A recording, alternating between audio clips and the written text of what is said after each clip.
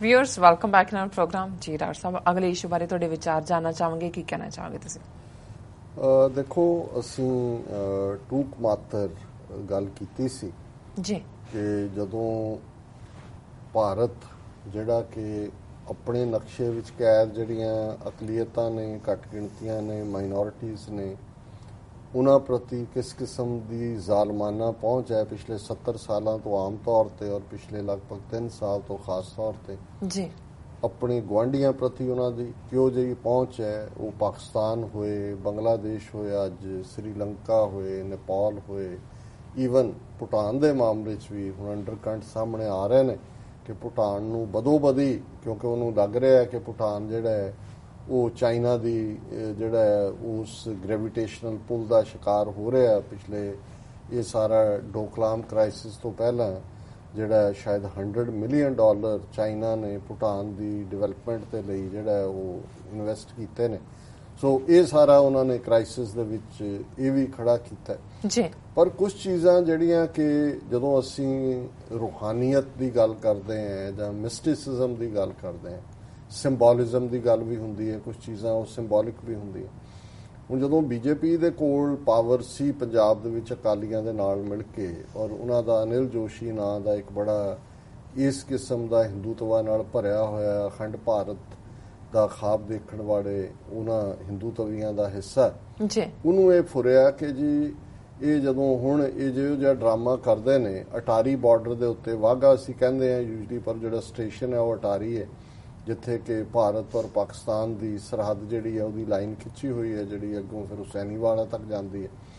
ਹੁਣ ਉੱਥੇ ਹਰ ਸ਼ਾਮ ਨੂੰ ਜਿਹੜਾ ਉਹ ਝੰਡਾ ਜਿਹੜਾ ਝੁਲਾਇਆ ਹੁੰਦਾ ਹੈ ਉਸ ਨੂੰ ਇਕੱਠਾ ਕਰਦੇ ਨੇ ਔਰ ਉਸ ਨੂੰ ਇਹਨਾਂ ਨੇ ਇਸ ਕਿਸਮ ਦੀ ਆਪਸੀ ਕਸ਼ੀਦਗੀ ਦੀ ਸੈਰੇਮਨੀ ਬਣਾ ਦਿੱਤਾ ਹੈ। ਦੋਨੋਂ ਪਾਸਿਓਂ, ਪਾਕਿਸਤਾਨ ਵਾਲੇ ਪਾਸਿਓਂ ਵੀ ਲੋਕ ਆਏ ਹੁੰਦੇ, ਪਰ ਇੱਧਰ ਜਿਹੜਾ ਹੁਣ ਅੰਮ੍ਰਿਤਸਰ ਦਰਬਾਰ ਸਾਹਿਬ ਦੇ ਦਰਸ਼ਨਾਂ ਨੂੰ ਆਉਂਦਾ ਹੈ ਉਸ ਨੂੰ ਇਹ ਬੜਾ ਯਕੀਨੀ ਬਣਾਇਆ ਜਾਂਦਾ, ਉਹ ਸੈਂਟਰਲ ਮਿਨਿਸਟਰ ਹੋਏ, ਕੋਈ ਬਾਹਰਲਾ, ਕਿ ਜੀ ਉਹ ਵਾਘੇ ਤੇ ਰਿਟਰੀਟ ਸੈਰੇਮਨੀ ਜ਼ਰੂਰ ਦੇਖਣੀ ਹੈ।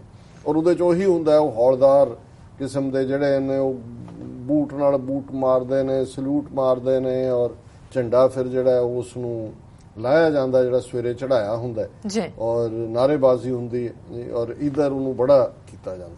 ਉਹਨੂੰ ਅਨਿਲ ਜੋਸ਼ੀ ਨੂੰ ਇਹ ਫੁਰਿਆ ਕਿ ਵੀ ਇਹ ਜਿਹੜਾ ਪਾਰਟ ਹੈ ਇਹ ਤਾਂ ਸਾਡਾ ਇੰਨਾ ਕੁ ਦਬਦਬਾ ਹੋਣਾ ਚਾਹੀਦਾ ਹੈ ਵੀ ਅਸੀਂ ਦੁਨੀਆ 'ਚ 350 ਫੁੱਟ ਉੱਚਾ ਜਿਹੜਾ ਹੈ ਅਸੀਂ ਝੰਡਾ ਲਾਈਏ, ਤਾਂ ਕਿ ਜਿਹੜੇ ਲਾਹੌਰ 'ਚ ਬੈਠੇ ਨੇ ਉਹਨਾਂ ਨੂੰ ਵੀ ਉਹ ਤਿਰੰਗਾ ਸਾਡਾ ਨਜ਼ਰ ਆਏ ਔਰ ਉਹਨਾਂ 'ਚ ਦਹਿਸ਼ਤ ਹੋਏ ਕਿ ਜੀ ਦੇਖੋ ਕੀ।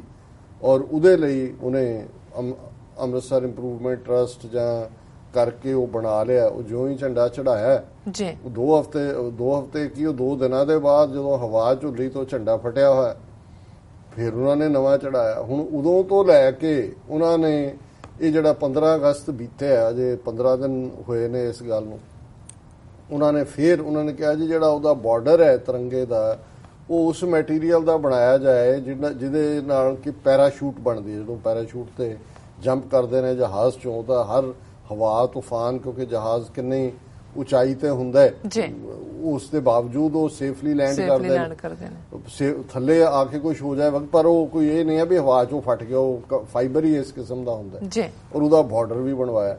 ਪਰ ਪਿਛਲੇ ਸਾਰੇ ਪੀਰੀਅਡ 'ਚ 4 ਝੰਡੇ ਉਹਨਾਂ ਦੇ ਫਟ ਚੁੱਕੇ ਨੇ। ਹੁਣ ਪਾਕਿਸਤਾਨ ਨੂੰ ਕੁਝ ਚੀਜ਼ਾਂ ਨੇ ਜਿਹਦਾ ਮੈਸੇਜ ਬੜਾ ਕਲੀਅਰ ਹੁੰਦਾ। ਪਾਕਿਸਤਾਨ ਨੇ ਜਦੋਂ ਦੇਖਿਆ ਵੀ ਇਹਨਾਂ ਨੇ 350 ਫੁੱਟ ਉੱਚਾ ਲਹਿਰਾਣਾ ਝੰਡਾ 15 ਅਗਸਤ ਨੂੰ, ਉਹਨਾਂ ਨੇ 14 ਅਗਸਤ ਦੀ ਰਾਤ ਨੂੰ ਹੀ ਜਿਹੜਾ ਉਹ 400 ਫੁੱਟ ਉੱਚਾ ਝੰਡਾ ਲਹਿਰਾ ਦਿੱਤਾ ਆਪਣੇ ਪਾਸੇ। ਉਹਨਾਂ ਨੇ ਕਿਹਾ ਜੀ ਤੁਸੀਂ ਤਾਂ ਸਾਨੂੰ ਲਾਹੌਰ ਤੱਕ ਦਿਖਾਣਾ ਸੀ, ਹੁਣ ਤੁਸੀਂ ਜਿਹੜਾ ਉਹ ਜਮਨਾ ਤੱਕ ਦੇਖੋ ਜੀ। ਔਰ ਇਹ ਵੀ ਕੁਝ ਕੁਦਰਤ ਦਾ, ਜਦੋਂ ਮੈਂ ਮਿਸਟਿਸਿਜ਼ਮ ਦੀ ਗੱਲ ਕਰਦਾ, ਜਦੋਂ ਦਾ ਉਹ ਲਹਿਰਾਇਆ ਹੋਇਆ ਉਹ ਜਿਹੜਾ ਔਰ ਦਰਸ਼ਕ ਦੇਖ ਰਹੇ ਨੇ ਸਕਰੀਨ ਦੇ ਉੱਤੇ, ਉਹ ਲਹਿਰਾ ਰਿਹਾ ਉਸੇ ਤਰ੍ਹਾਂ।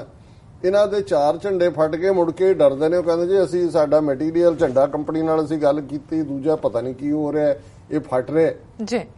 ਤੇ ਮੈਂ ਇਹ ਸੋਚ ਰਿਹਾ ਸੀ, ਅੱਗੇ ਵੀ ਇਸ ਕਿਸਮ ਦੀ ਘਟਨਾ ਦਾ ਮੈਂ ਜ਼ਿਕਰ ਕੀਤਾ ਸੀ ਕਿ ਵੀ ਇਹ ਮਹਾਰਾਜਾ ਰਣਜੀਤ ਸਿੰਘ ਦੀ ਮੌਤ ਤੋਂ ਬਾਅਦ ਦਾ ਵਾਕਿਆ। ਸ਼ੇਰ ਸਿੰਘ ਜਿਹੜਾ ਉਹ ਪੰਜਾਬ ਦਾ ਉਸ ਵੇਲੇ ਬਾਦਸ਼ਾਹ ਸੀ ਔਰ ਸ਼ੇਰ ਸਿੰਘ ਦਾ ਚੰਗਾ ਉਹਨੂੰ ਜੰਗਜੂ ਪੁੱਤਰ ਕਹਿੰਦੇ ਸੀ, ਚੰਗਾ ਰੈਪੂਟੇਸ਼ਨ ਸੀ। ਸੋ ਅੱਜ ਕੁਦਰਤੀ ਦੁਪਹਿਰੇ ਸਪਤ ਸਿੰਧੂ ਜੀ ਦੀ ਕਾਲ ਆਈ, ਇੰਗਲੈਂਡ ਦੇ ਵਿੱਚੋਂ ਰਹਿੰਦੇ ਨੇ ਔਰ ਕਾਫੀ ਦੇਰ ਗੱਲਬਾਤ ਹੁੰਦੀ ਰਹੀ ਜੀ। ਤਾਂ ਕੋਈ ਗੱਲ ਚੱਲੀ ਔਰ ਇਹ ਸਾਰੇ ਦੀ ਸ਼ੇਰ ਸਿੰਘ ਦਾ ਜ਼ਿਕਰ ਆਇਆ ਤਾਂ ਮੈਨੂੰ ਉਹਨਾਂ ਦੀ ਕਨਵਰਸੇਸ਼ਨ ਵੀ ਯਾਦ ਆਈ ਔਰ ਇਹ ਗੱਲ ਚੱਲੀ ਵੀ ਕਿਵੇਂ ਜਿਹੜਾ ਮੁਸਲਮਾਨ ਪੰਜਾਬ ਵਿੱਚ ਲੈ ਜਾਂ ਦੂਸਰਾ ਹੈ ਵੀ ਕਿਵੇਂ ਹਿੰਦੂ ਡੋਗਰਿਆਂ ਨੇ ਗਦਾਰੀ ਕੀਤੀ ਸਿੱਖ ਰਾਜ ਨਾਲ। ਅੱਜ ਵੀ ਡੋਗਰਿਆਂ ਦੀ ਔਲਾਦ ਔਰ ਇੱਕੋ ਡੋਗਰਾ ਕੁੜੀ ਕੋਈ ਜੰਮੂ ਦੇ ਵਿੱਚ ਜਿਹੜੀ ਗੁਰੂ ਸਾਹਿਬਾਨ ਔਰ ਪੰਜ ਕਕਾਰੀ ਰੂਪ ਔਰ ਸਿੱਖਾਂ ਦੇ ਖਿਲਾਫ ਲਿਖ ਰਹੀ ਹੈ, ਉਹਦੇ ਤੇ ਸੋਸ਼ਲ ਮੀਡੀਆ ਤੇ ਉਹਨੂੰ ਰਿਐਕਟ ਵੀ ਕਰ ਰਹੇ ਨੇ, ਪ੍ਰੋਟੈਸਟ ਵੀ ਹੋਇਆ ਔਰ ਉਹਨਾਂ ਦਾ ਕਹਿਣਾ ਸੀ ਕਿ ਵੀ ਇਹਨਾਂ ਡੋਗਰਿਆਂ ਦਾ ਰਿਕਾਰਡ ਕੀ ਹੈ।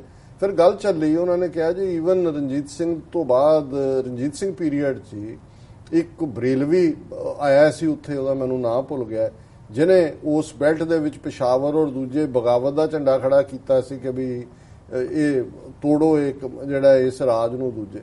ਉਹਨਾਂ ਨੇ ਕਿਹਾ ਕਿ ਜੀ ਕਿਸੇ ਪੰਜਾਬੀ ਮੁਸਲਮਾਨ ਨੇ ਜਾਂ ਦੂਜਿਆਂ ਨੇ ਉਹਦਾ ਸਾਥ ਨਹੀਂ ਸੀ ਦਿੱਤਾ। ਥੋੜੇ ਬਹੁਤ ਪਠਾਨ ਉਸ ਬੈਲਟ ਦੇ ਜਿਨ੍ਹਾਂ ਨੂੰ ਜ਼ਾਹਰ ਹੈ ਕਿ ਵੀ ਉਹਨਾਂ ਦਾ ਇੱਕ ਆਪਣਾ ਪ੍ਰਾਈਡ ਸੀ ਕਿ ਇੰਡਸ ਤੋਂ ਪਿਸ਼ਾਵਰ ਤੱਕ ਦਰਾ ਖੈਬਰ ਤੱਕ ਦੀ ਜਿਹੜੀ ਟੈਰੀਟਰੀ ਹੈ ਉਹ ਮਹਾਰਾਜਾ ਰਣਜੀਤ ਸਿੰਘ ਨੇ ਅਫਗਾਨਿਸਤਾਨ ਤੋਂ ਖੋਹ ਕੇ ਪੰਜਾਬ ਦੇ ਨਾਲ ਲਾਈ ਸੀ। ਉਹ ਵੀ ਬਹੁਤ ਵੱਡਾ ਸੈਕਸ਼ਨ ਹੀ ਫਾਈਨਲੀ ਸ਼ੇਰ ਸਿੰਘ ਨੇ ਉਹਨੂੰ ਮਾਰਿਆ ਸੀ।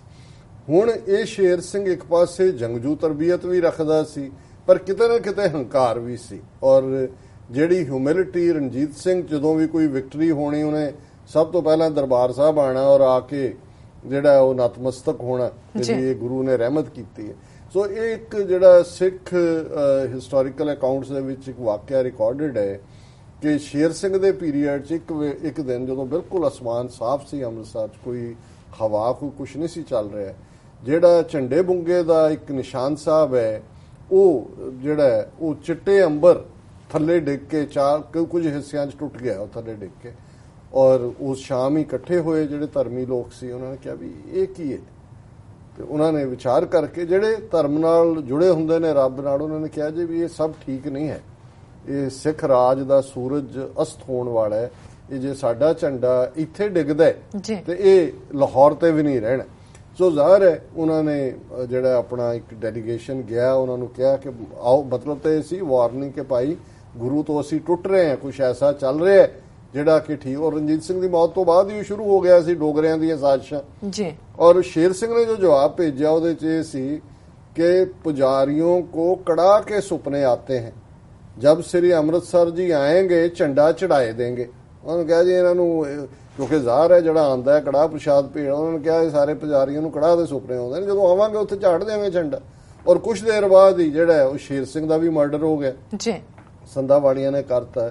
ਉਹਦਾ ਮੁੰਡਾ ਸੀ 11 ਸਾਲ ਦਾ ਪ੍ਰਤਾਪ ਸਿੰਘ, ਉਹਦਾ ਵੀ ਮਰਡਰ ਹੋ ਗਿਆ।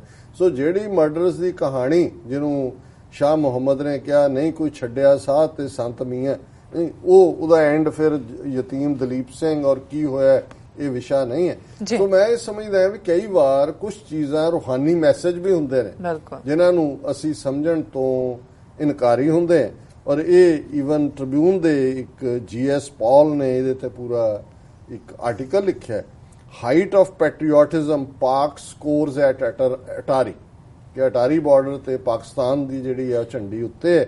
ਉਹਨੇ ਫਿਰ ਇਹੀ ਗੱਲ, Indian tricolour at Attari border is dwarfed by a 400 feet flag mast put up by Pakistan, while the tricolor struggles to flutter because of the quality of fabric. The one across the border sways majestically, ਕਿ ਉਹ 400 ਫੁੱਟ ਤੇ majestically ਲਹਿਰਾ ਰਿਹਾ ਤੇ ਇਧਰ ਇਹਨਾਂ ਦਾ ਬਦਲ ਕੇ ਔਰ ਉਹ ਡਵਾਰਫ ਹਾਲਾਂ ਇਹਨਾਂ ਨੇ ਕੀਤਾ ਹੈ ਕਿ ਜੀ ਉਹ ਕਿਉਂਕਿ ਖੱਦਰ ਦਾ ਹੈ ਤੇ ਖੱਦਰ ਜਿਹੜਾ ਉਹ ਹਵਾ ਨਹੀਂ ਸਟੈਂਡ ਕਰਦਾ।